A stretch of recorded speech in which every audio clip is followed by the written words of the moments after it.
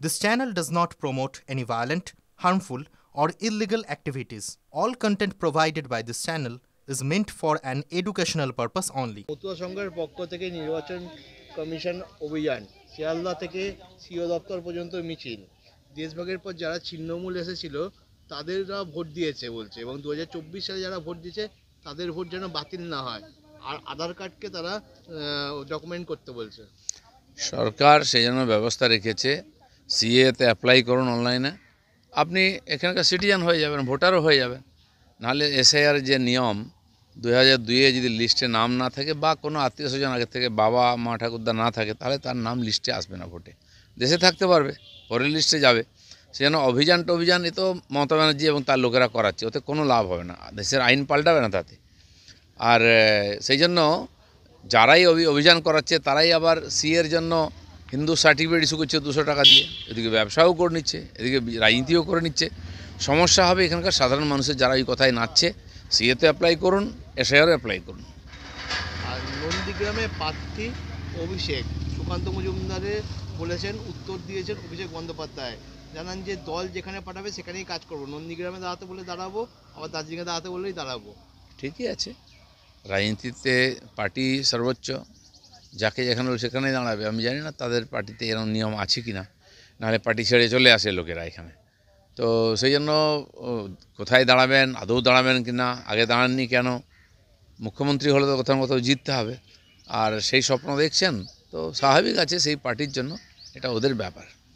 খাগড়ের বৈঠকে অনুপস্থিত তৃণমূল, বাড়ছে দূরত্ব, কোনো ফাটল নেই ইন্ডিয়া জোটে, দাবি অভিষেকের। ইন্ডিয়া জোট বলে কিছু নাই, প্রত্যেক নির্বাচনে আলাদা আলাদা স্ট্যান্ড। পশ্চিমবাংলায় কোথাও কেউ জোট দেখেছে? তো এখানে মমতা ব্যানার্জির এলাকায় তার পার্টি সর্বোচ্চ, কোনো জোট নেই। বাংলার বাইরে বিহারে গিয়ে আলাদা জোট, উনি তো বিহারে দাঁড়াননি, জোট করেননি কারোর সঙ্গে, ওনার অস্তিত্বই নেই। সেজন্য কংগ্রেসের সঙ্গে যেখানে অ্যালায়েন্স হতে পারে সেখানে টিএমসি নেই, আর টিএমসির সঙ্গে যেখানে অ্যালায়েন্স হতে সেখানে কংগ্রেস শেষ। এই যে প্রশ্নই উঠছে না। তাহলে কি এই 2026-এ ভোটের আগে কংগ্রেস থেকে দূরে সরে থাকতে হয়েছে মমতা ব্যানার্জি? উনি বুঝে গেছেন যে কংগ্রেসের কোনো আশা নেই, সেজন্য উনি বলেছেন আমি 1 নম্বর লিডার।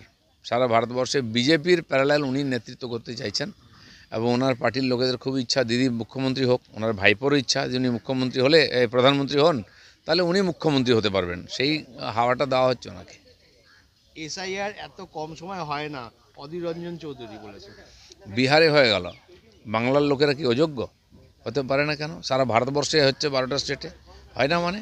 এর আগে ওনাদের সরকার ছিল, মনমোহন সিংজির আমলেও হয়েছে, তার আগে প্রধানমন্ত্রী 12 বার যদি হয়ে থাকে, 10 বার কংগ্রেসি জমানাই হয়েছে। কি করে হলো তখন? তো ওনার কী করার আছে? সরকারি কর্মচারী তাদের কাজ, লোককে ফর্ম দেবেন, লোক ফর্ম ফিল আপ করবে, ওনারা নেবেন, ওটাকে আপলোড করবেন, এই তো কাজ। বাকি নির্বাচন কমিশন করতেই থাকবে, তার জন্য লোক আছে। তো সেই জন্য ওনারা হেরে যাবেন এসআইআর হলে, সেই জন্য ভয় পাচ্ছেন। মোহন ভাগবত বলেছেন, সংস্কৃত ভাষাকে বেশি করে চালু করতে হবে। সংস্কৃত একসময় ভারতবর্ষের কথ্য ভাষা ছিল, বেশিরভাগ ভারতীয় ভাষা সংস্কৃত থেকেই বেরিয়েছে। সেজন্য ইংরেজি শেখার চাইতে সংস্কৃত শেখা আমাদের পক্ষে সহজ।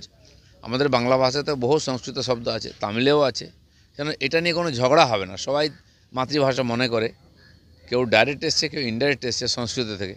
সংস্কৃত চালু হলে ভাষার লড়াইটাও শেষ হয়ে যাবে।